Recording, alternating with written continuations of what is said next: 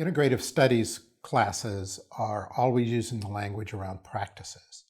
And in the readings we do, in lectures, in the assignments that students have, we constantly are working with the language around both practices and sometimes the word discipline. And what we've found in all of the literature is these words are not used in one consistent way.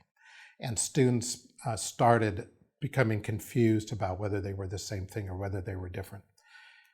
We're not going to try to claim that we've developed a way that everybody's going to follow, but we have found a useful way to use the language, and that is this. Disciplines over time help us develop practices that over time shape characteristics. So let me work with that just a little bit. First of all of these are embodied. Practices, disciplines, characteristics aren't just ideas. They are in our bodies. They are in our actions. They are also in us both as individuals and they're in us as groups. So they're both personal and they're corporate. Also, they're all theological. What we're doing in the practices courses are not just practices of everyday life, which are important themselves, but we're explicitly working at practices that are embedded in a long Christian tradition of theology. So the way we're generally going to use the word practices has two distinct characteristics. One is that practices are clusters of activities.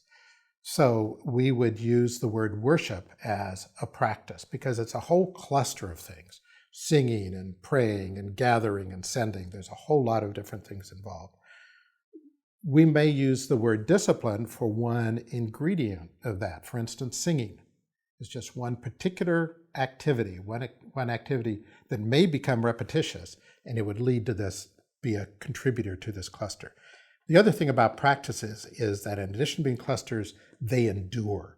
They're a way that a group of people or an individual acts over time in a way that shapes them. And so when you think about a pianist, initially it is simply discipline. We may call it piano practice, but it's just discipline. It's just doing it.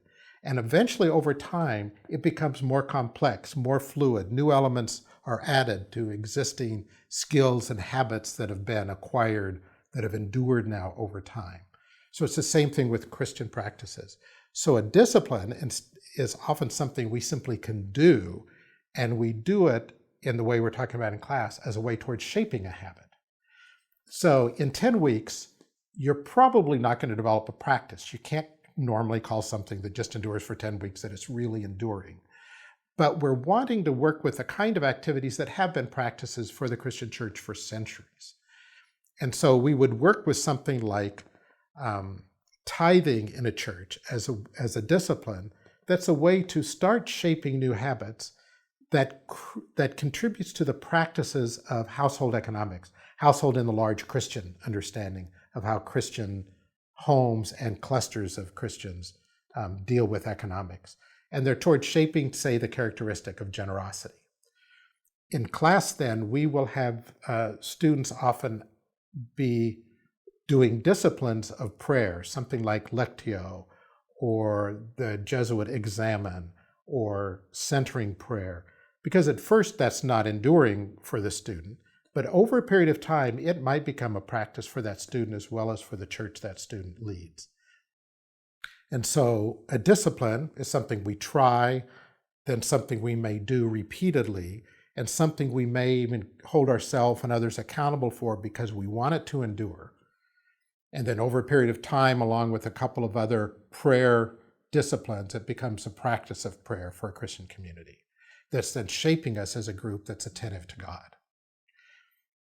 All of the different disciplines and practices that we're working with in the Integrative Studies courses are aimed at ways to help us be more aware of God and to participate more fully in God.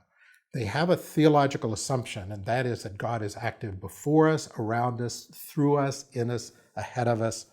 And the disciplines are ways that increase our capacities to be aware and to participate in God.